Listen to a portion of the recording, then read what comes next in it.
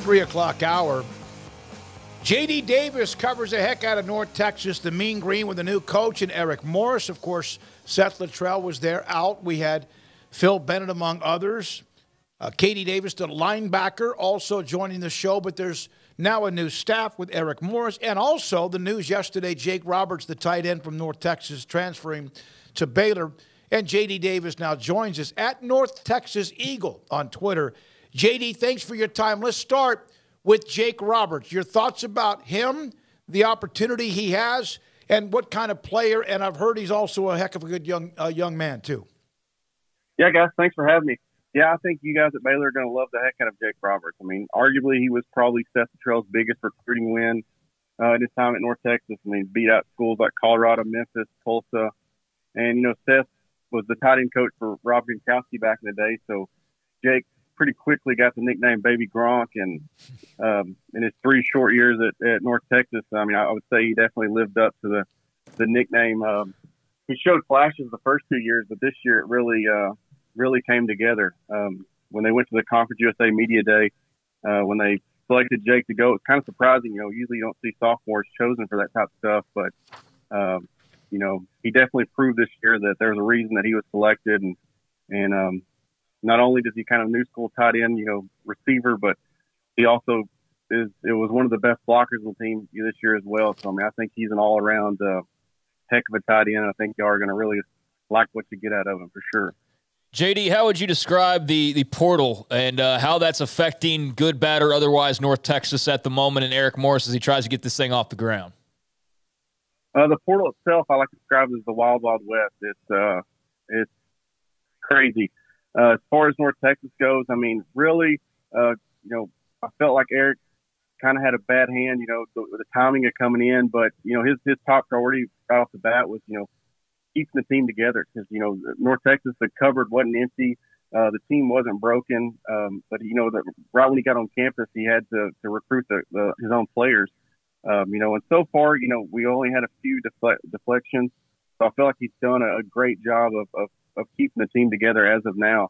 I think as far as North Texas adding people through the portal, we've got some commits so far that kind of, I guess they're in stealth mode right now. I think they'll get it announced closer to the time school starts next Monday. We should hear some of those names start leaking out. But I think, you know, Coach Morris was pretty upfront, you know, that I guess when he got to UIW, maybe, you know, made some quick moves and stuff. And I felt like this time he's going to take it. He said he's, you know, want to take it a little slower. So I don't see a ton of additions through the portal right off the bat, maybe after spring, you know, filling some holes. But I think, you know, 3 or 4 portal ads, maybe all we see from North Texas, you know, in this early cycle.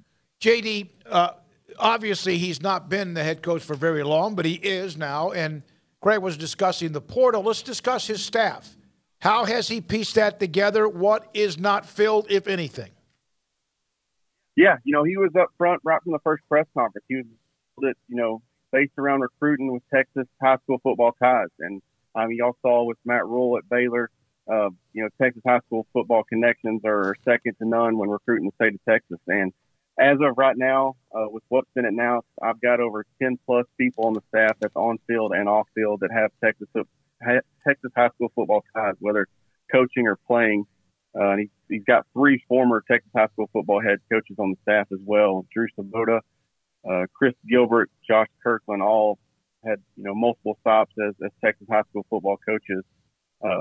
And just announced another former Texas high school football player, a name that y'all will probably remember, Jason Smith, the offensive tackle. He was an intern last year, but has now been upgraded to an offensive analyst. So that's another one to add on the staff with, you know, Texas high school football ties.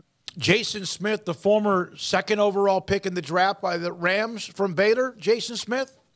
Yes, sir. Yeah, yep. He interned last year. Randy Clements, I think, was the connection that kind of brought him in. And then, you know, did his time last year as an intern. And like I said, now has been upgraded to an offensive analyst. JD, again, Davis covers North Texas, GoMeanGreen.com, with us on 365 Sports. Garrett, you have a question for him on Gilbert? Yeah, what does Chris Gilbert bring to this team? I know his ties to the Metroplex and obviously Coach O as well. What do they do as far as recruiting? And that was an area that was really missed out by the previous staff. And what can it mean to kind of get into that hotbed that is the Metroplex? Absolutely. I mean, we saw at the state finals this year that Texas high school football is running through that South Dallas area right now. And I think Chris Gilbert and Coach O are two guys, Justin Owens, but better known as Coach O. I think those two guys probably have more connections and more ties in that area than anywhere. And North Texas, I would say back in the day, we had a little more kind of slipped off, with the SMU doing the Dallas thing. They'd kind of have tapped into that South Dallas Metroplex area. So hopefully, Chris Gilbert and Coach O, with all the connections they've got, are going to be able to help this staff, get in there and make some headway. I know they're battling for some kids right now in South Dallas that, as the National Signing Day approaches. So hopefully those two guys can get you some doors and get you the conversations with maybe some kids you weren't able to the past few years. What was the name when we were in school, and JD, I was in school many decades prior to before you even understood what school was, but what was the name of that table that we had to learn? Like iron, what was the name of that? What was the name of that? Periodic table. Periodic table. Is that almost like trying to figure out who's in what conference right now in college football with all the shift coming up this next summer? Absolutely, absolutely. I was on the phone earlier with the guy that runs the Go Mean Green website, and the conference schedule came out, and I was like, there was some of these teams I didn't even know they were in Conference USA. So yeah, it's hard to keep up with that for sure. I didn't. Like I said, Jacksonville State, I think, was one of the ones I was like, I had no clue that we're in Conference USA moving forward. So I think it's going to definitely take some getting used to figuring out who's where as we move into the next season. Well, and then the American Conference, right? They're losing people but gaining people, and that includes North Texas. Absolutely. And as a guy that covers North Texas, I'm excited to cover us moving into that. We've seen with Tulane this year, Memphis, what they've done. They're losing some talented programs, but I think at the same time, there's some very talented programs staying, and I'm excited to see what North Texas can do competing in that. I mean, North Texas made the conference championship this year in the Conference USA, but I think we all can agree that the American is definitely a step up. So I think that Coach Morris and the staff got their work cut out, upgrading the roster. Like I said, I don't think it's nowhere near a total rebuild, but there'll definitely need to be some changes and some upgrades in some areas to be able to make the jump to the next conference. Because, like I said, we've seen with Tulane this year. I mean, they went in and beat a very talented, USC team. So definitely going to have to take a step up for sure. One question I have for you on North Texas. One of our favorite people of all time was their defensive coordinator in Phil Bennett. And obviously there's Jim Gush and many others that were there. And you mentioned Jason Smith, the former Baylor offensive lineman. How often did you get to interact with Phil Bennett, and what were those interactions? How were those? To be honest, I never did. That's one of the interviews that I always wanted to have.